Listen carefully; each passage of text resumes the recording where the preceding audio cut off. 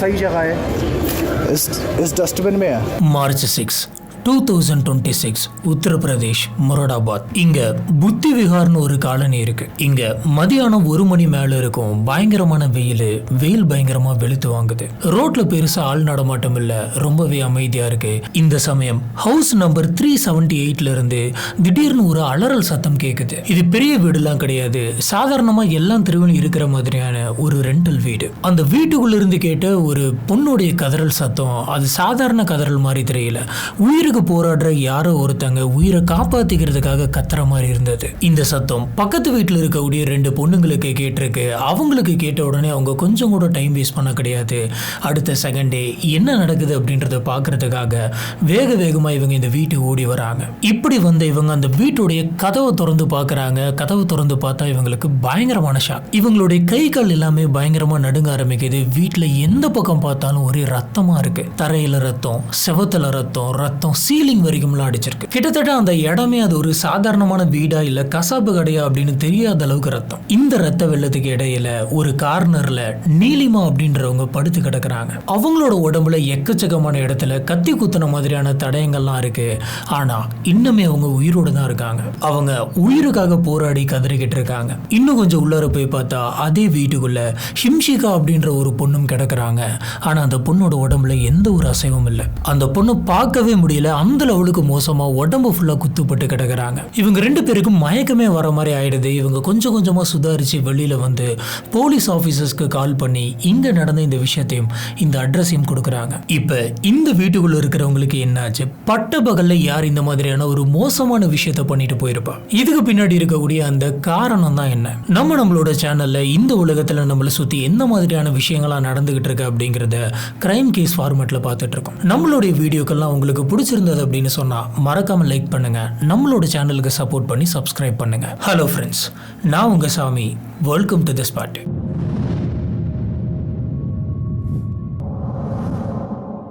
மஜோலா police ஸ்டேஷன்ல இருந்து ஒரு போலீஸ் டீம் இந்த விஷயத்தை கேட்டு இந்த இடத்துக்கு வராங்க. இந்த வீட்டுக்குள்ள நுழைஞ்ச உடனே எக்ஸ்பீரியன்ஸ்டு ஆபீசரா இருக்கக்கூடிய அவங்களே ஒரு செகண்ட் திணறினாங்க. ஏன்னா அவ்வளவு ரத்தம், ஒவ்வொரு ரூம்லயுமே ரத்தம் இருக்குது. ஹால்ல, கிச்சன்ல, ஹால்வேல எல்லா இடத்துலயுமே ரத்தம் இருக்கு. அதுவும் சிந்திக்கிட்டே போன மாதிரி இருக்கு. இதை பார்த்த உடனே போலீஸ் ஆபீசருக்கு என்ன தோணுது அப்படின்னு பாத்தீங்கன்னா, யாரோ ஒருத்தங்க குத்துப்பட்ட நிலைமையிலும் இந்த இடத்துல ஓடி இருக்காங்க. அப்படின்னா பின்னாடி அந்த கொலைகாரம் வந்துட்டு இவங்கள துரத்தி இருக்கணும். அதனாலதான் இந்த மாதிரி ரத்தம் சிந்திக்கிட்டே போயிருக்கணும் அப்படின்றது தெரியுது. உடனடியாக போலீஸ் ஆபீசர்ஸ் இவங்க 2 பேர்த்தையும் அங்க இருக்கக்கூடிய மொரடாபாத் ஹாஸ்பிட்டலுக்கு கூட்டிட்டு போறாங்க. ஹாஸ்பிட்டல்ல இவங்க 2 பேர்த்தையுமே பார்த்த டாக்டர்ஸ் அந்த நீலிமா அப்படிங்கிற அந்த அம்மாவுடைய உடம்புல மொத்தம் 6 கத்தி குத்து காயங்கள் இருக்குது அப்படின்னு, அவங்க ரொம்ப கிரிட்டிக்கலான கண்டிஷன்ல தான் இருக்காங்க அப்படின்னு சொல்றாங்க. ஆனா உயிர் இருக்கு. அதனால அவங்களுக்கு எவ்வளவு ட்ரீட்மெண்ட் கொடுக்க முடியுமோ அவ்வளவு ட்ரீட்மெண்ட் கொடுத்துக்கிட்டு இருந்தாங்க. ஆனா கூட கூட்டிட்டு வந்த அந்த ஹிம்ஷிகா அப்படின்ற பொண்ணு இப்ப உயிரோடவே இல்லை. அவங்க என்ன சொல்றாங்க அப்படின்னு பாத்தீங்கன்னா, இவங்களோட உடம்புல ரொம்ப மோசமான கத்தி குத்து காயங்கள் இருக்கு. அவங்க இந்த ஹாஸ்பிட்டலுக்கு வர்றதுக்கு முன்னாடி, இன்னும் சொல்ல போனா அவங்க ரொம்ப நேரத்துக்கு முன்னாடி இறந்திருக்கணும் அப்படின்னு சொல்றாங்க. இவ்வளவு மோசமா இவங்க இறந்திருக்காங்க அப்படிங்கிறதுனால இவங்களுக்கு பிரேத பரிசோதனை பண்ணணும் அப்படின்ற மாதிரி சொல்லிடுறாங்க. இவங்களோட உடம்புல இருக்கக்கூடிய காயங்கள்லாம் பார்த்ததுக்கு அப்புறம் ரொம்பவே காம்ப்ளிகேட்டடா இருக்கு அப்படின்றதுனால ரொம்பவே நிதானமா தான் அந்த பிரேத பரிசோதனை நடந்திருக்கு. இந்த பிரேத பரிசோதனையை ஒரு கம்ப்ளீட் வீடியோகிராஃபும் எடுத்திருக்காங்க. இதோடைய ரிப்போர்ட்ஸும் வருது. இந்த ரிப்போர்ட்டை பார்த்த டாக்டரே வந்துட்டு ஷாக் ஆகுறாரு. ஏன்னா அந்த ஹிம்ஷிகா அப்படின்ற அந்த பொண்ணுடைய உடம்புல கிட்டத்தட்ட 40க்கு மேல கத்தி குத்து இருந்திருக்கு. அதாவது 3 முறை கழுத்து வந்துட்டு அறுக்கப்பட்டிருக்கு. இது எல்லாமே எதுல நடந்திருக்கு அப்படின்னு கேட்டீங்கன்னா, அவங்க வீட்டுல இருக்கக்கூடிய கிச்சன் கத்தியில நடந்திருக்கு. அவங்க உடம்புல இருக்கக்கூடிய அந்த காயங்கள் எல்லாத்தையும் பார்த்ததுக்கு அப்புறம் இது சாதாரணமான கொலை மாதிரி தெரியல அப்படின்னு சொல்றாங்க. இந்த கொலையை பண்ண அந்த நபர் உச்சகட்ட ஆத்திரத்திலையும் கோபத்திலையும் இருந்திருக்கணும். அப்படி இருந்தாதான் இப்படி வெறி பிடிச்ச மாதிரி குத்த முடியும் அப்படின்ற மாதிரி சொல்றாங்க. வெறும் 25 வயசு இருக்கக்கூடிய இந்த பொண்ணை யாரு இவ்வளவு மோசமா கொலை பண்ணது? இதுக்கு மேலே இந்த கேஸில் என்ன நடந்துச்சு அப்படிங்கிறத பார்க்கறதுக்கு முன்னாடி இவங்க யார் அப்படின்றத பார்த்துடலாம். இவங்களுடைய பேர் வந்துட்டு ஹிம்ஷிகா. இவங்களுக்கு 25 வயசு ஆகுது. டிசம்பர் 26, 2000 மொரடாபாத்தில் இவங்க பிறந்திருக்காங்க. ஹிம்ஷிகாவை பற்றி எல்லாருமே என்ன சொல்லுவாங்க அப்படின்னு பார்த்தீங்கன்னா, ஹிம்ஷிகா அப்படின்னாலே எனர்ஜி, பிரைட்னஸ் அப்படின்னு சொல்லுவாங்க. ஏன்னா எப்பயுமே அவங்களோட முகத்தில் வந்துட்டு அந்த மாதிரி சிரிப்பு இருந்துகிட்டே இருக்குமா, எப்பயுமே சந்தோஷமா இருப்பாங்களாம், லைஃபை பயங்கரமாக என்ஜாய் பண்ணுவாங்களாம். லைஃபை என்ஜாய் பண்ணுறது இவங்களோட ஹாபி மட்டும் கிடையாது, சொல்லப்போனால் அதுதான் இவங்களுடைய லைஃப் ஸ்டைலு. இன்ஸ்டாகிராமில் ரொம்ப ரொம்ப ஆக்டிவாக இருக்கக்கூடிய ஒரு பர்சன். எக்கச்சக்கமான ரீல்ஸ் போடுவாங்க, லிப்சிங் வீடியோஸ்லாம் போடுவாங்க, நிறைய ட்ராவல் கண்டென்ட்லாம் வந்து ஷேர் பண்ணுவாங்க, நிறைய இடத்துக்கு போவாங்க, அந்த இடங்களுக்கெல்லாம் போயிட்டு ரீல்ஸ்லாம் பண்ணி அதை போஸ்ட் பண்ணுறது அப்படிங்கிறது தான் இவங்களோட சந்தோஷமே. Self love, self care, inner happiness அப்படின்ற மாதிரி இந்த மாதிரியான விஷயங்களை பற்றி தான் அவங்க பேசுவாங்க. மேக்ஸிமம் இவங்களுக்கு வரக்கூடிய கமெண்ட்ஸ் எல்லாம் வந்து பார்த்தீங்கன்னா இவங்களோட ஸ்மைல் வந்துட்டு ரொம்ப ஹாப்பியாக இருக்குது, கான்ஃபிடண்ட்டாக இருக்காங்க, எனர்ஜெட்டிக்காக இருக்காங்க அப்படின்ற மாதிரி தான் வரும். இவங்க வெளியில் போகிறப்ப வீட்டில் அப்படிங்கிறது மட்டும் கிடையாது, இவங்க அவங்களோட ஆஃபீஸில் கூட ரீல் ஷூட் பண்ணி போடுவாங்களாம். இவங்க அவங்களுடைய படிப்புலையுமே ரொம்ப ரொம்ப கிளவராக இருந்திருக்காங்க. அவங்களோட கிராஜுவேஷன் முடிச்சதுக்கப்புறம் MBA பண்ணியிருக்காங்க. இதுக்கப்புறம் குருகிராம் அப்படின்ற இடத்துல டெலி பர்ஃபார்மன்ஸ் அப்படின்ற ஒரு கம்பெனியில் ஜாபுக்கு போகிறாங்க. ரீசெண்டாக தான் அவங்க அந்த கம்பெனியிலிருந்து இன்னொரு கம்பெனிக்கு ஸ்விட்ச் ஆனாங்க அப்படின்னு சொல்கிறாங்க. இந்த சம்பவம் நடந்த அந்த சமயத்தில் கிட்டத்தட்ட ஒரு வாரம் பக்கம் இவங்க லீவில் இருந்தாங்க. ஏன்னா அந்த சமயம் ஹோலி ஃபெஸ்டிவல் போயிட்டு இருந்தது.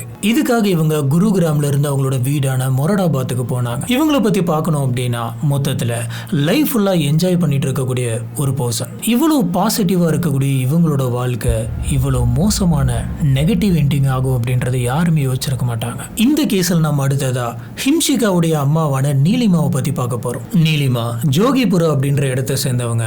30 வருஷத்துக்கு முன்னாடி அவங்களோட ஹஸ்பண்டோட சேர்ந்து தான் இந்த மொரடாபாத்துக்கு வந்திருக்காங்க. இவங்க ஹஸ்பண்டோடைய பேரு இந்திரஜித் சிங். இப்படி மொரடாபாத்ல செட்டில் ஆன இவங்களுக்கு டிசம்பர் 26, 2000ல ட்வின்ஸ் பிறகுறாங்க. ஒரு பொண்ணு, ஒரு பையன். பொண்ணோட பேரு தான் ஹிம்ஷிகா, பையனோட பேரு ஹார்த்திக். ஆனா ஒரு 10 வருஷத்துக்கு முன்னாடி நீலிமாவுடைய ஹஸ்பண்ட் வந்து இந்த ஃபேமிலி எல்லாத்தையும் விட்டுட்டு போயிடுறாங்க. என்ன காரணம் அப்படிங்கிறது கிளியரா தெரியல. இவங்க ஹஸ்பண்ட் இவங்களை விட்டுட்டு போனதுக்கு அப்புறமா நீலிமா தனி ஆளா நின்று இவங்க 2 பசங்களையும் பாத்துக்கிறாங்க. இந்த சமயம் தான் இவங்க புத்தி விஹார் வந்து ஒரு வாடகை வீடு எடுத்து தங்குறாங்க. இதுக்கான ஒரு முக்கியமான காரணம் அங்க இருக்கக்கூடிய ஒரு இன்சூரன்ஸ் கம்பெனில இவங்க அசிஸ்டன்ட் பிரான்ச் ஹெட்டா இருக்காங்க. அந்த இன்சூரன்ஸ் கம்பெனில இருந்து இந்த இடத்துக்கு வாக்கபிள் டிஸ்டன்ஸ் தான். அதனாலதான் இந்த இடத்துல வந்து வீடு எடுத்திருக்காங்க. ஒரு சிங்கிள் மாமா, பொண்ணு பையன் 2 பேர்த்தையுமே பாத்துக்கிறது அப்படிங்கிறது ரொம்ப ரொம்ப கஷ்டம். பினான்சியலையும் சரி, மென்டலியும் சரி ரொம்ப ரொம்ப கஷ்டத்தை அனுபவிச்சாங்க. இவங்க இத்தனை கஷ்டத்துக்கு நடுவில் தான் இவங்க 2 பேர்த்தையுமே படிக்க வைக்கிறாங்க அப்படின்றது எல்லாருக்குமே தெரியும். ஆனா இவ்வளவு பிரச்சனைகளை தாண்டி வர நீலிமாவுடைய முகத்துல என்னைக்குமே சோகம் இருந்ததில்லை. எப்பயுமே அவங்க சந்தோஷமா தான் இருப்பாங்க. ரொம்ப பாசிட்டிவான ஒரு ஃபேஸை தான் வெளியில காட்டுவாங்க. அதுலேயும் முக்கியமா அவங்களுடைய வீட்டுக்குள்ள அவங்களோட வீட்டு அட்மாஸ்பியரே இவங்க ரொம்ப ரொம்ப பாசிட்டிவா தான் வச்சிருப்பாங்க. அவங்களோட பசங்க கிட்ட, பொண்ணு கிட்ட, யாருக்கிட்டையுமே அதை வெளிக்காட்டிக்க மாட்டாங்க. அவங்களோட வீடு எப்பயுமே லைட்டரா ரொம்ப ஹாப்பியா இருக்கும். இதுதான் ஹிம்ஷிகாவுடைய பாசிட்டிவ் எனர்ஜிக்கான ஒரு காரணம். இப்ப இவங்களுடைய ட்வின் பிரதரை பத்தி பார்க்கலாம். டிசம்பர் 26, 2000ல ஒரே நாள்ல பிறந்த ட்வின்ஸ் ஒருத்தங்க ஹிம்ஷிகா, இன்னொருத்தங்க ஹார்த்திக். இதுல ஹிம்ஷிகா அப்புறம் ஹார்த்திக் இவங்க 2 பேருமே சின்ன வயசுல இருந்து ஒரே ஸ்கூல்ல தான் படிச்சாங்க. 2 பேரும் அவ்வளவு சீக்கிரம் சுத்தி இருக்கிற பசங்களோட சேர மாட்டாங்களாம். சின்ன வயசுல இருந்தே ரொம்ப சைலண்டாவும் ரொம்பவும் ரிசர்வ்டான பர்சனாகவும் இருந்திருக்காங்க. வெளியில் இருக்கிறவங்க கூடலாம் பெருசா இவங்களுக்கு எந்த ஒரு பாண்ட் இல்லை அப்படின்னாலும் ஆனா இவங்களுக்குள்ள ஒரு பயங்கரமான பாண்ட் இருந்தது. 2 பேருமே பிரதர் அண்ட் சிஸ்டர் அப்படிங்கிறதுனால ஒருத்தர் விட்டு தந்துக்க மாட்டாங்க. எல்லா விஷயத்திலுமே ஒன்னா தான் இருப்பாங்க. ஹிம்ஷிகாவுடைய கரியரை பத்தி நம்ம ஏற்கனவே பார்த்திருப்போம். இவரது அவங்களது மாதிரி கிடையாது. 12th ஸ்டாண்டர்ட் முடிச்சதுக்கு அப்புறம் இவர் ஒரு லா காலேஜில் போயிட்டு சேர்றாரு. அங்க அவர் அந்த ஸ்டடீஸை கண்டினியூ பண்ணல. இதுக்கான முக்கியமான காரணம் அம்மா ஃபைனான்சியலா ரொம்ப ரொம்ப கஷ்டப்படுறாங்க, அவங்களுக்கு ஹெல்ப் பண்ணணும் அப்படின்ற எண்ணம் இவருக்குள்ள இருந்தது. அதனால பிளிப்கார்ட்ல வந்துட்டு டெம்பரவரியான ஜாப்ஸ் எல்லாம் போயிட்டு இருந்தாரு. கூடவே குருகிராம்ல இருக்கக்கூடிய BPO கம்பெனிஸ்க்கும் போயிட்டு ஒர்க் பண்ணிட்டு இருந்தாரு. ஹிம்ஷிகாவும் அவங்களோட கிராஜுவேஷன்லாம் முடிஞ்சதுக்கு அப்புறம் அவங்களுடைய பிரதர் கூடயே போயிட்டு குருகிராம்ல ஷிஃப்ட் ஆயிட்டாங்க. 2 பேருக்குமே லைஃப்ல பெரிய ஆள் ஆகணும் அப்படின்ற ஒரு கனவு இருந்தது. இந்த சமயம் தான் ஹார்த்திக் யூடியூப்ல வீலாக்ஸ்லாம் பண்ண ஆரம்பிக்கிறாரு. Daily life, travel, random moments எல்லாத்தையுமே வந்து கேப்சர் பண்றாரு. இப்படி இவங்க கேப்சர் பண்ணக்கூடிய அந்த வீடியோஸ்ல ஒரே ஒரு விஷயம் வந்துட்டு ரொம்ப கிளியரா தெரிஞ்சது. இவருக்கு தன்னுடைய சிஸ்டர் மேல இருக்கக்கூடிய பாசம். 2 பேருமே மாத்தி மாத்தி கிண்டல் பண்ணிப்பாங்க, சண்டை போட்டுப்பாங்க. ஆனா இருந்தாலும் இவங்களுக்குள்ள ஒரு பயங்கரமான பாண்ட் இருந்தது. As usual brother and sister மாதிரி. ஹார்த்திக் ஒரு வீடியோவில் தன்னோட சிஸ்டரை மென்ஷன் பண்ணி நீ இல்லைனா நான் என்ன ஆவேன், எப்பயுமே என்னோட லைஃப்ல நீ இருக்கணும் அப்படின்ற மாதிரிலாம் பேசியிருக்காரு. ஹிம்ஷிகாவும் ஒரு வீடியோவில் I feel very blessed, I am his sister அப்படின்ற மாதிரி மென்ஷன் பண்ணியிருக்காங்க. என்னுடைய அம்மா கூட நான் எதனாச்சும் ஒன்று கேட்டா இல்லை முடியாது அப்படின்ற மாதிரி சொல்லிடுவாங்க.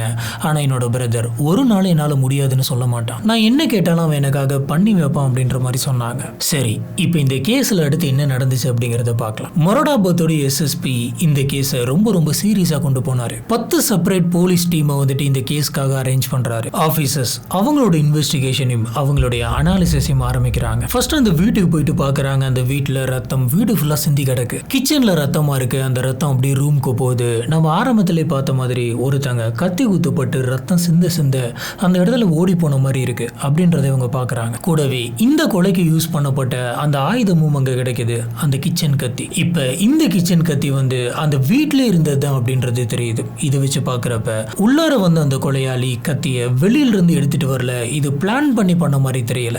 அதே இடத்துல திடீர்னு கோவம் வந்து கத்தி எடுத்து குத்துன மாதிரி தான் இருக்கு. இப்போ போலீஸ் ஆஃபீஸர்ஸ்க்கு அடுத்து ஒரு முக்கியமான கேள்வி வருது. இந்த வீட்டுக்குள்ள அந்த சமயத்துல யார் யாரெல்லாம் இருந்தாங்க? இதை தெரிஞ்சுக்கணும் அப்படின்னா ஹாஸ்பிட்டல்ல ட்ரீட்மெண்ட் எடுத்துட்டு இருக்கக்கூடிய நீலிமாவை போயிட்டு விசாரிக்கணும். நீலிமா கம்ப்ளீட்டா ரெக்கவர் ஆக கிடையாது.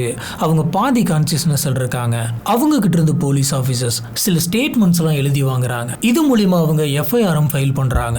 இப்ப நீலிமா என்ன சொல்றாங்க அப்படின்னு பாத்தீங்கன்னா, நான் என்னோட வேலையை பார்த்துட்டு இருந்த அந்த சமயத்துல வீட்டுக்குள்ள இருந்து என்னுடைய பொண்ணான ஹிம்ஷிகா குரல் வந்து கேட்டுச்சு. அதுவும் சாதாரணமா கேட்க கிடையாது, பயங்கரமா அலற மாதிரியான சத்தம் கேட்டுச்சு. நான் என்னாச்சுன்னு தெரியல அப்படின்ட்டு பதறி போயிட்டு ரூமுக்கு வந்தேன். ரூமுக்கு வந்து பார்த்தா ஒரு நபர் என்னோட பொண்ணை அந்த ரூமோட கார்னர்ல வச்சு கத்தியால நெஞ்சிலே மாத்தி மாத்தி கொடூரமா குத்திக்கிட்டு இருந்தான். நான் என்னுடைய பொண்ணை காப்பாத்துறதுக்காக பக்கத்துல போனேன், தடுக்க முயற்சி பண்ண அந்த சமயத்துல அந்த நபர் கத்தி எடுத்து என் மேலேயுமே மாத்தி மாத்தி குத்தினான். என்னாலே முடியல, நானுமே பயங்கரமா கத்த ஆரம்பிச்சேன். இப்ப நான் கத்தின அந்த சத்தத்தை கேட்ட பக்கத்து வீட்டுல இருந்து 2 பேர் அந்த வீட்டுக்குள்ள வந்தாங்க.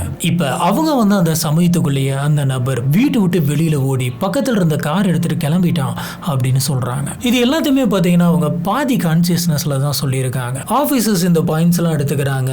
அந்த சஸ்பெக்ட் வந்துட்டு கார் எடுத்துட்டு கிளம்பி இருக்கான் அப்படின்றது தெரியுது. இதனால சிசிடிவி கேமராஸ் எல்லாம் செக் பண்ணலாம் அப்படின்னு toll booth, electronic surveillance camera எல்லாத்தையுமே செக் பண்ணலாம், எல்லாத்தையுமே அலர்ட் பண்ணலாம் அப்படின்னு நினைச்சாங்க. இப்ப இருக்கக்கூடிய கேள்வி எல்லாமே ஒண்ணுதான்.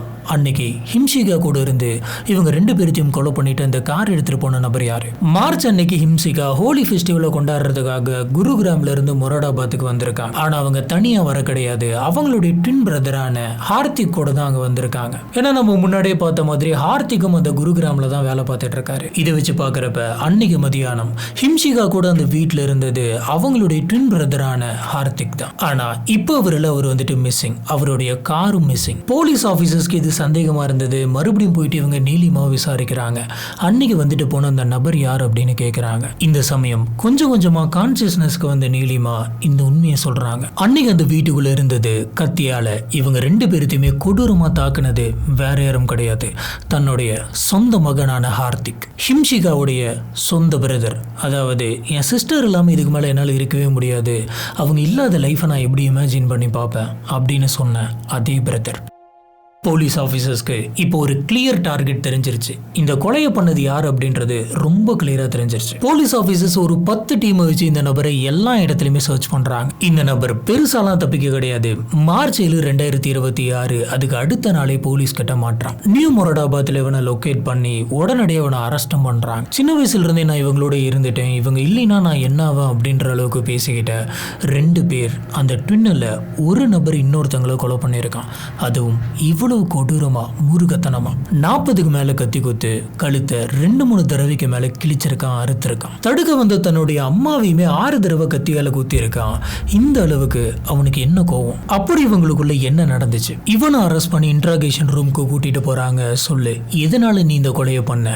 அப்படி ஹிம்ஷிகா என்ன பண்ணாங்க அப்படின்னு சொல்லி கேட்கிறாங்க. அதிகம் என்ன சொல்றான் அப்படின்னு பாத்தீங்கன்னா, அவ என்னோட பர்சனல் லைஃப்குள்ள வந்து தலையிட்டுக்கிட்டே இருந்தா. எனக்கு ஒரு பொண்ணு பிடிச்சிருந்தது, நீ அந்த பொண்ணை விட்டு உன்னோட லைஃப்ல கான்சென்ட்ரேட் பண்ண போற அப்படின்ற மாதிரி எப்போ பார்த்தாலும் அட்வைஸா கொடுத்துக்கிட்டு இருக்கா. நான் அவகிட்ட பல முறை சொல்லி பார்த்துட்டேன், எவ்வளவு சொல்லி பார்த்துட்டேன், ஆனா அவ அதை நிறுத்துற மாதிரி தெரியல. அந்த சம்பவம் நடந்த மார்ச் 6 அன்னைக்கு இதே விஷயம் தான் நடந்துச்சு.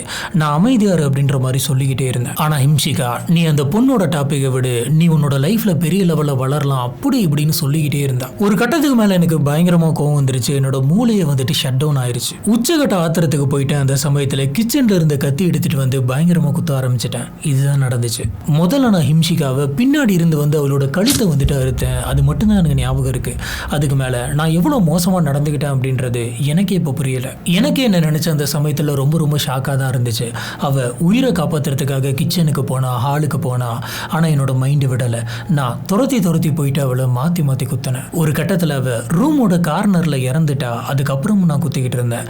இந்த சமயம் தான் என்னுடைய அம்மா வந்தாங்க அப்படின்னு சொல்றான். இது எல்லாமே டக்கு நடந்திருக்கு. இந்த சத்தத்தை கேட்டு நீலிமா வேகமா ஓடி வந்திருக்காங்க. அதுக்குள்ளே இவன் 40 தடவைக்கு மேல குத்திட்டான். நீலிமா தடுக்கிறதுக்கு ட்ரை பண்ணிருக்காங்க. இவன் அவங்களையும் குத்தி இருக்கான். இந்த சமயம் தான் நெய்பர் வந்திருக்காங்க. இவன் அவனோட கார் எடுத்துட்டு அங்க இருந்து எஸ்கேப் ஆயிருக்கான். இந்த விஷயத்தெல்லாம் கேட்டதுக்கு அப்புறம் போலீஸ் ஆபீசர்ஸ் அவங்க கிட்ட, சரி உன்னுடைய சிஸ்டரை நீ கொலை பண்ண, எதுக்காக உன்னோட அம்மாவை கொலை பண்ண ட்ரை பண்ண அப்படின்னு கேக்குறாங்க. அதுக்கு ஹார்த்திக் கொடுத்த பதில் ஆபீசர்ஸை இன்னுமே டிஸ்டர்ப் பண்ணுச்சு. அப்படியே அவன் என்ன சொல்லியிருக்கானா, நான் இம்ஷிகாவை இத்தனை தடவை குத்திட்டேன், அவன் அங்கேயே செத்துட்டான். இப்ப அவளை குத்துனதுக்காக நான் ஜெயிலுக்கு போயிடுவேன். என்னுடைய அம்மா நீலிமா வந்துட்டு அந்த வீட்டுல தனியா இருந்து கஷ்டப்படுவாங்க. அவங்க அந்த வீட்டுல நாளைக்கு தனியா இருந்து கஷ்டப்படக்கூடாது அப்படிங்கறதுனால தான் அவங்களையுமே கொலை பண்ண ட்ரை பண்ண அப்படின்னு சொல்றான். இப்படிப்பட்ட ஒரு பயங்கரமான காரணத்தை நீங்க இது வரைக்கும் கேட்டே இருக்க மாட்டீங்க. கேட்கிற உங்களுக்கே வந்து பயங்கரமா கோவம் வரும். அந்த மாதிரியான ஒரு காரணத்தை சொல்றான். இப்படி இவன் இவ்வளவு கொடூரமா தான் கூட பிறந்த ஒரு சிஸ்டரையும் அம்மாவையுமே கொலை பண்ணியிருக்கான். இது எல்லாத்துக்குமான காரணம் இன்னொரு பொண்ணு. அந்த பொண்ணு யாரு, அப்படி என்ன நடந்துச்சு? 2025 உடைய ஆரம்பத்துல இந்த ஹார்த்திக் வந்துட்டு இன்ஸ்டாகிராம்ல நிறைய ரீல்ஸ் எல்லாம் போட்டுட்டு இருக்கான். அந்த சமயத்துல நிறைய போஸ்ட் போடுறது, ஸ்டோரிஸ் எல்லாம் போடுறது அப்படின்ட்டு இருந்திருக்கான். இப்படி இருக்கிறப்பதான் ஒரு நாள் இவன் ஒரு பொண்ணோட ஸ்டோரிக்கு ரியாக்ட் பண்ணிருக்கான். அந்த பொண்ணும் திருப்பி ரியாக்ட் பண்ணிருக்கு. ரெண்டு பேருமே கமெண்ட்ஸ்ல பேசிக்கிறாங்க, அதுக்கப்புறம் மெசேஜஸ்ல பேசிக்கிறாங்க. அந்த பொண்ணு பூனேவை சேர்ந்த பொண்ணு, ஆனா ஹார்த்திகோட ரிலீஜன் கிடையாது, வேற ரிலீஜனை சேர்ந்த பொண்ணு. கொஞ்சம் கொஞ்சமா இவங்க பண்ணிட்டு இருக்க மெசேஜஸ் அது ஃப்ரெண்ட்ஷிப்பையும் தாண்டி லவ்வா மாறுது. சோஷியல் மீடியாவில் போன்ல மணிக்கணக்கா பேசிக்கிறாங்க. அவங்களோட ஃபியூச்சரை பத்தி எல்லாம் ஷேர் பண்ணிக்கிறாங்க. எந்த அளவுக்கு போகுது அப்படின்னு பார்த்தீங்கன்னா, இதுக்கு மேலே நம்ம ரெண்டு பேருமே ஒன்றா தான் இருக்கணும், சாகிற வரைக்கும் நம்மளுக்கு பிரிவே கிடையாது அப்படின்னு பேசிக்கிற அளவுக்கு போகுது. இதில் ரொம்ப ரொம்ப ரொம்ப ஷாக்கிங்கான ஒரு ஃபேக்ட் என்ன அப்படின்னு பார்த்தீங்கன்னா, அந்த பொண்ணை ஒரு நாள் கூட இவன் போயிட்டு நேரில் பார்த்தது கிடையாது. இவங்க ரெண்டு பேருமே ஃபோனில் மட்டும்தான் பேசிக்கிட்டு இருந்திருக்காங்க, ஃபோனில் மட்டும்தான் சேட் பண்ணிட்டு இருக்காங்க. இவங்களுக்காக தான் அவங்க வீட்டில் ஒன்றா இருந்த அம்மாவையும் சிஸ்டரையும் கொலை பண்ணியிருக்கான். ஹார்த்திக் ஒரு நாள் என்ன யோசிச்சிருக்கான் அப்படின்னு பார்த்தீங்கன்னா, இதை இப்படி விடக்கூடாது, நம்ம அடுத்த கட்டத்துக்கு கொண்டு போகணும் அப்படிங்கிறதுனால அந்த பொண்ணோட வீட்டில் இருக்கவங்களுக்கு ஃபோன் பண்ணி பேசியிருக்கான். எல்லாமே நல்லபடியாக போகும் அப்படின்ற மாதிரி நினச்சான். ஆனால் அது அப்படி போல, அது பயங்கரமாக சொதப்புது. அவங்க குடும்பத்தில் இருக்கிறவங்க ரொம்ப கோவமாக ரியாக்ட் பண்ண ஆரம்பிக்கிறாங்க. நீ யார் அப்படின்ற மாதிரி பயங்கரமாக திட்டுறாங்க. இதுக்கான முக்கியமான காரணம் அவங்க வேற ரிலீஜன், இவங்க வேற ரிலீஜன். அவங்க ஃபோன்லேயே பயங்கரமாக திட்டுறாங்க. இதுக்கு மேலே நீ எங்கள் பொண்ணுக்கிட்ட பேசவே கூடாது அப்படின்னு சொல்கிறாங்க. சொல்லப்போனால் ஃபோனில் இருக்கும்போதே அந்த பொண்ணு போட்டு அவங்க பயங்கரமாக அடிக்கவும் செஞ்சுருக்காங்க. இப்படியே கொஞ்ச நாள் போகுது. கொஞ்ச நாள்லே இந்த ரிலேஷன்ஷிப் கம்ப்ளீட்டாக முறிஞ்சிருது. ஹார்த்திக் ரொம்ப மனசொடைஞ்சு போய் இந்த விஷயத்த தன்னோட சிஸ்டர்கிட்டையும் அம்மா கிட்டையும் சொல்லியிருக்கான். அவங்க ரெண்டு பேருமே இந்த சமயத்தில் என்ன சொல்லியிருக்காங்க அப்படின்னா, ஏதோ நடந்து போச்சு, இந்த விஷயத்த அப்படியே விட்டுரு, உனக்கு தான் என்ன அப்படின்றது தெரிஞ்சிருச்சுல, முடிவு தெரிஞ்சிருச்சுல, இதுக்கு மேலே நீ உன்னோட கரியரை ஃபோக்கஸ் பண்ண ஆரம்பி, நாளைக்கு டெவலப் ஆகு, நாளைக்கு இன்னொரு லைஃப் உனக்கு இருக்கும் அப்படின்ற மாதிரிலாம் சொல்கிறாங்க. இப்படி இவங்க சொன்ன விஷயம் வந்துட்டு இவனுக்கு கொஞ்சம் கூட பிடிக்க கிடையாது. ஓ, நம்ம வீட்லயுமே இந்த விஷயத்தை ஏத்துக்கல அப்படின்ற மாதிரி அது ஒரு கோபமான விஷயமா இவன் நினைச்சுக்கிறான். நியாயமா பாத்தீங்கன்னா அவங்க ரெண்டு பேருமே இவனுக்கு கரெக்டான அட்வைஸ் தான் கொடுத்துருக்காங்க. நியாயமா அவங்க வீட்டில் ஒத்துக்கிட்டாங்க, நீங்க ஏன் ஒத்துக்க மாட்டேங்கிறீங்க அப்படின்ற மாதிரி கேட்டிருந்தா கூட ஒரு நியாயம் இருக்கு. ஆனா எல்லாமே முடிஞ்சிருச்சு. இதை கேட்டதுக்கு அப்புறம் சரி விடு, நீ வந்து கரியரை ஃபோக்கஸ் பண்ணு அப்படின்னு சொல்லி இவனுக்கு பாசிட்டிவா சொன்னது பிடிக்கல. இவன் எப்பயுமே சோகமாவே உட்காந்துருக்கானே அப்படின்னு சொல்லிட்டு ஹிம்ஷிகா அடிக்கடி இவங்கிட்ட வந்து ஒன்றும் பிரச்சனை இல்லை, நீ அதை விட்டுரு, நீ ஒர்க்க பாருன்ற மாதிரி ரிப்பீட்டடா சொல்லிக்கிட்டே இருந்திருக்காங்க. எனக்கு இதுல எந்த ஒரு தப்புமே தெரியல. எந்த ஒரு சிஸ்டரா இருந்தாலும், எந்த ஒரு பிரதரா இருந்தாலும் சரி, நீங்க உடஞ்சு நிக்காத, நீ உன்னோட கரியரை பாரு, அடுத்த ஸ்டெப்புக்கு போ அப்படின்னு தான் சொல்லுவாங்க. ஏன்னா வீட்டுல ஒருத்தவங்க மூஞ்சி தூக்கி வச்சிருக்கிறது மற்றவங்களுக்கு பிடிக்காது. அவங்க மோட்டிவேட் பண்ண தான் பார்ப்பாங்க. ஆனா இது எந்த மாதிரியான கேஸ், எந்த மாதிரியான காரணம் அப்படின்னு பாருங்க. இப்படியும் நம்மளை சுற்றி மக்கள்லாம் இருக்காங்க. ரொம்ப எமோஷ்னலி ட்ரிகரான ஒரு பர்சனாக இருந்திருக்கான். எது நல்லது எது கெட்டதுன்னு கூட தெரியல. இதில் விளக்கம் வேற. இவ்வளோ மோசமாக ஹார்த்திக் பிஹேவ் பண்ணுறதுக்கு அவனுடைய கடைசியாக நடந்த விஷயங்கள் காரணம் அப்படின்னு சொல்கிறாங்க. அப்படி ஹார்த்திகோட லைஃப்பில் கடைசியாக என்னென்னலாம் நடந்துச்சு அப்படிங்கிறத பார்க்கலாம். ஹார்த்திகோடைய கடைசி நாட்கள்லாம் எப்படி இருந்தது, அதாவது இந்த சம்பவம் நடக்கிறதுக்கு முன்னாடி அந்த கடைசி நாட்கள்லாம் எப்படி இருந்தது அப்படிங்கிறது அவனுடைய யூடியூப் வீலாக பார்க்கும் போதே தெரியுது. குருகிராம் மாதிரியான இடத்துல தனக்கு கிடைக்கக்கூடிய சேலரி வச்சுட்டு சர்வைவ் பண்றது அப்படிங்கிறது ரொம்ப ரொம்ப கஷ்டம். ரெண்ட் கட்டணும், கார் இஎம்ஐ கட்டணும், டெய்லி எக்ஸ்பென்சிவ் இருக்கு, இந்த மாதிரி இன்னும் நிறைய செலவுகள் இருக்கு. சேலரி வந்தாலே எல்லா காசும் அங்கங்கன்னு போயிடுது அப்படின்ற மாதிரி போட்டிருக்கான். அது மட்டும் இல்ல, பல நாள் என்கிட்ட பணம் இல்லை அப்படின்னும், எப்படி இந்த டேவை நான் மேனேஜ் பண்ண போறேனே தெரியல அப்படின்னு சொல்லியிருக்கான். ஆனா இது எல்லாமே எல்லாத்தோட லைஃப்லயுமே நடக்கிறதா. ஹார்த்திக்குடைய ஒர்க்கிங் பிளேஸ் எப்படி இருந்திருக்குன்னா, ஹார்த்திக்கு மேனேஜ்மெண்ட்ல நிறைய ப்ராப்ளம் இருந்தது. ஒரு நாள் ஆஃபீஸில் வச்சு வீலாக் ஷூட் பண்ணியிருக்கான்.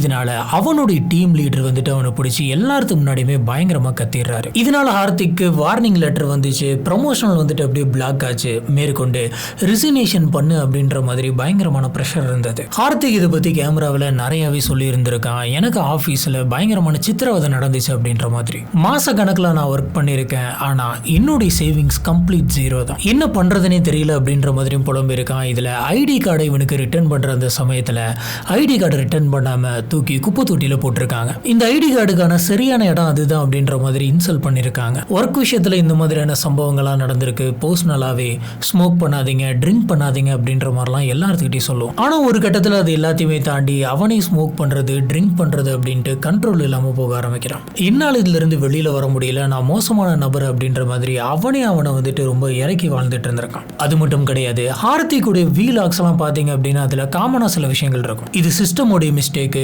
பீப்புள் வந்துட்டு ஒழுங்காக இருக்க மாட்டேங்கிறாங்க, எல்லாத்துக்கிட்டையும் ஒரே மாதிரி இருக்க மாட்டேங்கிறாங்க, உலகமே எனக்கு எதிராக இருக்குது, நான் வேலை பார்க்குற இடத்துல யாருமே ஒழுங்காக இருக்க மாட்டேங்கிறாங்க, நிறைய பாலிடிக்ஸ் நடக்குது, லைஃபே எனக்கு மட்டும்தான் ரொம்ப மோசமாக இருக்குது அப்படின்ற மாதிரிலாம் சொல்லிக்கிட்டு இருக்கான். சொல்லப்போனால் இது எல்லாத்தோட வாழ்க்கையிலும் நடந்திருக்கு. எல்லாருமே இந்த மாதிரியான விஷயங்களை ஃபேஸ் பண்ணி தான் இந்த இடத்துக்கு வந்திருப்பாங்க. சொல்லப்போனால் என்னோட லைஃப்லையுமே இந்த மாதிரி நிறைய நடந்திருக்கு. ஆஃபீஸ் சைடில், ரிலேட்டிவ் சைடில், எல்லா இடத்துலையுமே இப்படி தான் நடக்கும். இப்போ இந்த கேஸை பார்த்துட்டு இருக்கக்கூடிய உங்களோட லைஃப் கூட 100% ஹாப்பியாக இருக்கா அப்படின்னு கேட்டிங்கன்னா இருக்காது. எல்லாத்தோட லைஃப்லையுமே அவங்கவுங்களுக்கு ஏற்ற மாதிரியான ஒரு ஸ்ட்ரகிள் இருக்கும். நம்ம ஒவ்வொன்றுத்துக்கும் ரீசன் சொல்லிக்கிட்டே, காரணங்கள் சொல்லிக்கிட்டே இருக்கிறோம் அப்படின்னா கடைசியில் ரீசன் மட்டும்தான் இருக்கும், நம்ம டெவலப்பே ஆக முடியாது. இதனால் வேலை போயிடுது, வெளியில் எங்கேயுமே போயிட்டு பெருசாக வேலை பார்க்க முடியல, என்ன பண்ணுறது அப்படின்னே தெரியல. கடைசியாக அவங்க அம்மா ஒர்க் பண்ணக்கூடிய அந்த இன்சூரன்ஸ் கம்பெனிலே அமௌண்ட்லாம் கலெக்ட் பண்ணக்கூடிய ஒரு ஒர்க்கை வந்துட்டு பண்ணிட்டு இருந்தான். இதுக்கப்புறம் மறுபடியும் வீடியோஸ்லாம் போட ஸ்டார்ட் பண்ணான். வீடியோஸ் அத்தனையுமே நல்ல வியூஸ் போச்சு. மொத்தத்தில் financial pressure, personal disappointment, relationship failure, கெரியரே போயிருச்சு அப்படின்ற மாதிரி பயங்கரமாக ஃபீல் பண்ணிட்டு இருந்திருக்கான். இந்த சமயத்தில் தான் தன்னுடைய சிஸ்டர் வந்துட்டு ரெகுலராக இவனுக்கு அட்வைஸ் கொடுக்க ஆரம்பிக்கிறாங்க. இப்படி ஒருத்தவங்க ஃபுல் பிரேக் டவுனாக இருக்காங்க அப்படின்ற அந்த சமயத்தில் எல்லாருமே அட்வைஸ் பண்ணி எப்படியாச்சும் கொஞ்சம் தேத்துறதுக்கு தான் பார்ப்பாங்க. இப்போ இவங்க சிஸ்டரும் அவங்க அம்மாவும் சொன்ன விஷயம் தான் நம்மளுக்குமே தோணுது. அந்த ஒரு விஷயம் நடந்து முடிஞ்சிருச்சு, கம்ப்ளீட்டாக இதுக்கு மேலே அது நடக்கவே நடக்காது அப்படின்றது தெரிஞ்சு போயிடுச்சு. எதனாச்சும் ஒரு சின்ன பாசிபிலிட்டி இருந்தால் ட்ரை பண்ணலாம். அதுக்கு எந்த ஒரு பாசிபிலிட்டியும் இல்லை அப்படின்றது தெரிஞ்சு போயிடுச்சு. சில விஷயங்கள் மைண்டில் இருக்கும், சோகம் தான், கரெக்டு தான், இதுதான் வந்து ரியாலிட்டி. எல்லாமே எல்லாத்தோட லைஃப்லையுமே ஹேப்பன் ஆக தான் செய்யும். எல்லாமே நடக்கும், எல்லாமே நம்ம நினச்ச மாதிரி நடக்காது, வேறு மாதிரி நடக்கலாம். எல்லாத்துக்குமே நம்ம ரெடியாக இருக்கணும். வெளியிலிருந்து வரக்கூடிய அந்த எதிரியை கூட ஈஸியாக சமாளிச்சிடலாம். ஆனால் நம்மளோட மைண்டுக்குள்ளே நடக்கக்கூடிய அந்த போராட்டம் இருக்குது பார்த்தீங்களா, நம்மளோட எமோஷன்ஸ் எல்லாமே நம்மளோட கண்ட்ரோலுக்குள்ளே இருக்கிற மாதிரி பார்த்துக்கணும். சம்டைம்ஸ் மிஸ் ஆகும், பட் இருந்தாலும் இந்த கொலை பண்ணுற அளவுக்கு ஆத்திரத்தை வந்துட்டு மைண்டில் வளர்த்திக்க கூடாது. எனக்கும் சில நேரம்லாம் வந்துட்டு என்னடா இப்படியே நடக்குது அப்படின்ற மாதிரிலாம் தோணும், கடுப்பாக தான் இருக்கும். ஆனால் அது வந்துட்டு என்னோட பிரச்சனை, உங்களுக்கும் அந்த மாதிரி இருக்கும்ல. ஆனால் அது எல்லாத்தையுமே நம்ம எடுத்துகிட்டு போயிட்டு கூட இருக்கவங்க மேலே, நம்மளை சுற்றி இருக்கவங்க மேலே போயிட்டு காட்ட முடியாது. அது ரொம்ப பெரிய தப்பு. நமக்கு எதனாச்சும் இங்கே ப்ராப்ளம், இங்கே ஒன்று நடக்கலை அப்படின்னா அதை நம்ம தான் ரெக்டிஃபை பண்ணணுமே தவிர மற்றவங்கள போயிட்டு சொல்லி ஒரு பிரயோஜனமும் இல்லை. தேவையில்லாமல் அந்த ரிலேஷன்ஷிப் தான் பாதிக்கும். இந்த கேஸில் ஒரு முக்கியமான ஃபேக்ட் என்ன அப்படின்னு பார்த்தீங்கன்னா, மார்ச் 5, 2026, அதாவது இந்த சம்பவம் நடந்த அந்த சமயம், இந்த சம்பவத்துக்கு ஒரு வருஷத்துக்கு முன்னாடி தான் இந்த ஹார்த்திக் அப்படின்ற நபர் ஒரு இன்ஸ்டாகிராம் போஸ்ட் ஒன்று போடுறான். அந்த இன்ஸ்டாகிராம்ல my sister is my blessing, I can't imagine my life without her, I can do anything for her happiness அப்படின்னு போட்டிருக்கான். என்னோட சிஸ்டர் வந்துட்டு எனக்கு கிடைச்ச பிளெஸிங்ஸ், அவங்களோட ஹாப்பினஸ்க்காக நான் என்ன வேணா பண்ணுவேன் அப்படின்னு ஒரு போஸ்ட். அந்த போஸ்ட்டுக்கு கீழே ஒரு நபர் ஒரு கமெண்ட் போடுறாரு, இது கலியுகம், எல்லா ரிலேஷன்ஷிப்பும் மணி பேஸ் பண்ணி தான் இருக்கும் அப்படின்னு போடுறாரு. அதுக்கு ஹிம்ஷிகாவே டைரக்டா வந்து ஒரு ரிப்ளை போடுறாங்க, we both love each other so much, we can do anything for each other's happiness அப்படின்னு போட்டிருக்காங்க. இப்படி இருந்த ஒரு பிரதர் சிஸ்டர், அதுவும் ட்வின்ஸ். இந்த மாதிரியான போஸ்ட் கமெண்ட்லாம் போடுறப்ப அவங்க யோசிச்சிருக்க மாட்டாங்க அடுத்த ஒரு வருஷத்துல இந்த மாதிரியான ஒரு சம்பவம் நடக்கும் அப்படின்னு. ஹார்த்திக் ஜெயில இருந்த அந்த சமயத்தெல்லாம் ரொம்பவே மென்டலி அன்ஸ்டேபிளா இருந்திருக்கான். இவனால பக்கத்தில் இருக்கக்கூடிய கைதிங்களுக்கு எதனாச்சும் ஆயிரும் அப்படின்னு சொல்லி இவனை மட்டும் தனியா ஒரு செல்ல போட்டிருந்தாங்க. இவன் அடிக்கடி போயிட்டு அந்த ஜெயிலில் இருக்கக்கூடிய வார்டன் ஆஃபீஸர்ஸ் கிட்டலாம் போயிட்டு, நான் எப்போ வீட்டுக்கு போவேன், என்னோட அம்மா வீட்டில் தனியாக இருப்பாங்க, அவங்க எப்படி தனியாக இருப்பாங்க, நான் சீக்கிரம் போகணும் அப்படின்ற மாதிரிலாம் சொல்லிக்கிட்டே இருப்பான். அது மட்டும் இல்லை, நைட்டு நேரம்லாம் தூங்கும் போது திடீர்னு கத்தியிருக்கான். மற்ற கைதிங்களோட செல்லில் ஒன்றா தங்கியிருந்த அந்த சமயத்தில் என்னுடைய அம்மா நான் இல்லாமல் கஷ்டப்படுவாங்க, வீட்டில் யாருமே இல்லாமல் கஷ்டப்படுவாங்கங்கிறதுனால தான் அவங்கள நான் கொலை பண்ணுறதுக்கே ட்ரை பண்ணேன் அப்படின்ற மாதிரி சொல்லியிருக்கான். இதே மாதிரியான ஒரு ஸ்டேட்மெண்ட்டை ஏற்கனவே அவன் இன்வெஸ்டிகேட்டர்கிட்டையும் சொன்னான். ஒரு நாள் கோவத்தை அடக்க முடியாம இவன் பண்ண ஒரு விஷயத்தினால இப்ப அவங்க அம்மாவுக்கு பொண்ணும் இல்ல பையனும் இல்ல. இவனும் ஜெயில இருந்து தனியா கஷ்டப்பட்டுட்டு இருக்கான். சந்தோஷமா வாழ வேண்டிய ஒரு பொண்ணு இப்போ உயிரோடவே இல்லை. இது எல்லாமே ஒரே நாள்ல, சொல்ல போனா கொஞ்ச நேரத்துல கோவத்தை கண்ட்ரோல் பண்ண முடியாதனால நடந்த விளைவு. ஹாஸ்பிட்டல்ல இவங்களுடைய அம்மாவை காப்பாத்திட்டாங்க. இருந்தாலும் அந்த காயம் ஆடுறதுக்கு இன்னும் ரொம்ப நாள் ஆகும். அதுவும் இந்த சம்பவம் வந்துட்டு மார்ச் மாசம் தான் நடந்துச்சு. இவங்க கொஞ்சம் கொஞ்சமா ரெக்கவர் ஆயிட்டு வெளில வந்துட்டு இருக்காங்க. இந்த கேஸ் இப்பதான் நடந்துச்சு அப்படிங்கறதுனால இன்னுமே தீர்ப்பு வரல. அவ்வளவுதான், ஆல்மோஸ்ட் லைஃபே ஸ்பாயில் ஆயிருச்சு. இந்த கேஸை பத்தி நீங்க என்ன நினைக்கிறீங்க அப்படிங்கறத கீழே இருக்கக்கூடிய கமெண்ட் பாக்ஸ்ல மறக்காம ஸ்பாட் பண்ணுங்க. நம்ம அங்க வச்சு இதை பத்தி டிஸ்கஸ் பண்ணலாம். நம்மளோட வீடியோஸ் எல்லாம் உங்களுக்கு பிடிச்சிருந்தது அப்படின்னு சொன்னா மறக்காம லைக் பண்ணுங்க. நம்மளோட சேனலுக்கு சப்போர்ட் பண்ணி சப்ஸ்கிரைப் பண்ணுங்க.